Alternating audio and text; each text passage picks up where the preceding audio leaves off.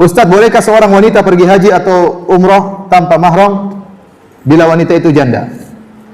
Masalah bersafar tanpa mahram, terutama safar dalam rangka ibadah, masalah khilaf di kalangan para ulama. Ya. Sebagian ulama mengatakan tidak boleh secara mutlak, karena ada nas yang tegas dalam hal ini. Tatkala seorang sahabat datang menemui Nabi sallallahu alaihi wasallam, kemudian berkata, "Ya Rasulullah, sungguhnya ya istriku berangkat haji.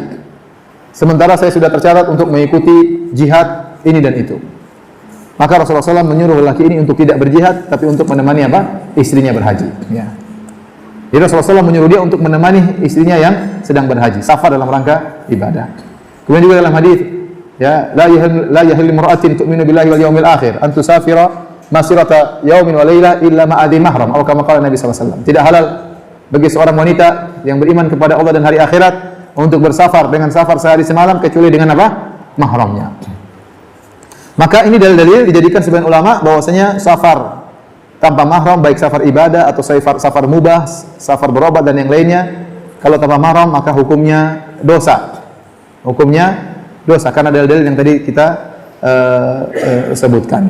Ini pendapat banyak dipilih oleh para ulama di Arab Saudi. Boleh bersafar tanpa mahram kalau darurat.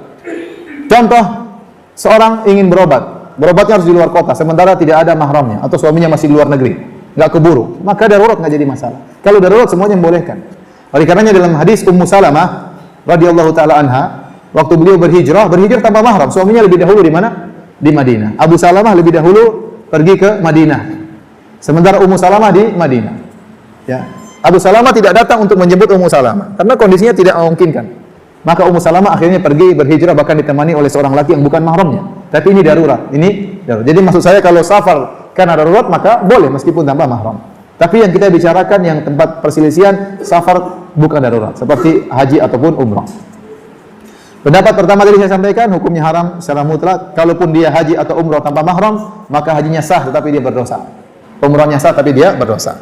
Pendapat yang kedua, bahwasanya masalah safar tanpa mahram ini adalah masalah muamalah, bukan masalah ibadah. Dan asalnya masalah muamalah, ilahnya diketahui.